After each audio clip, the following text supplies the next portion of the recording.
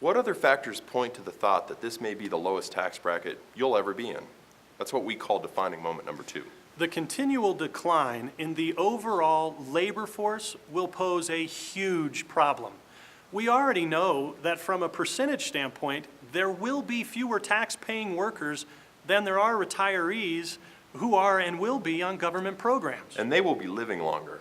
Watch our demographics video. This is a serious issue that virtually no financial planner is discussing with their client.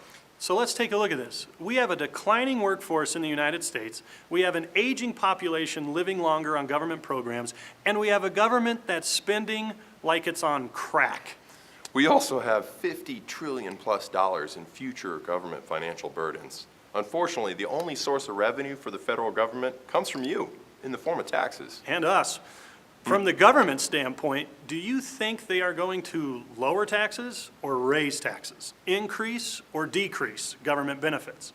You may start to put a few things together about your qualified plans here. After all, who owns the pen on those accounts?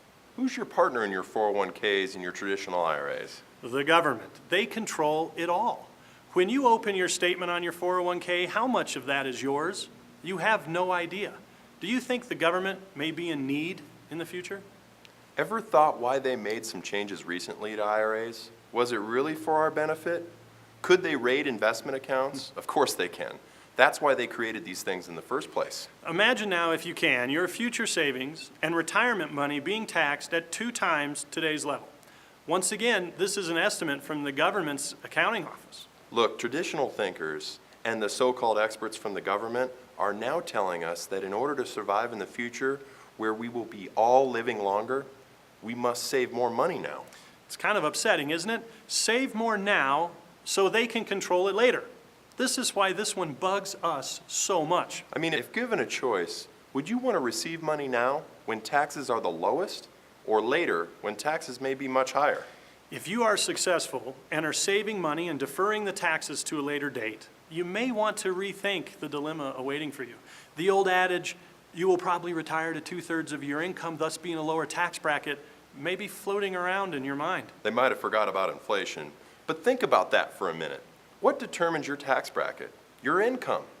So your planner is telling you to work your whole life, save, put it all at risk so you can lower your income to a smaller tax bracket when you finally retire? Sorry, but I've yet to meet a client who plans on drastically reducing their lifestyle at retirement.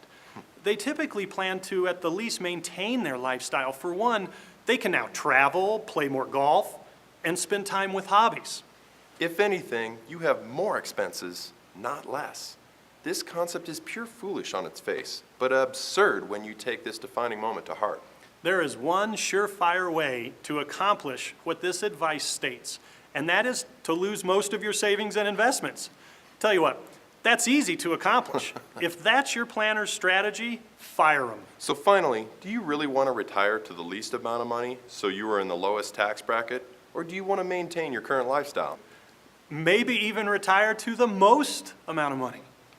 How then, in an increasing tax environment, demographic changes, and a desire to not have the least amount of money and live a pretty poor lifestyle, does this way of thinking still permeate most plans? If it's your plan, you need a good dose of financial caffeine, and we're just the guys to serve it to you.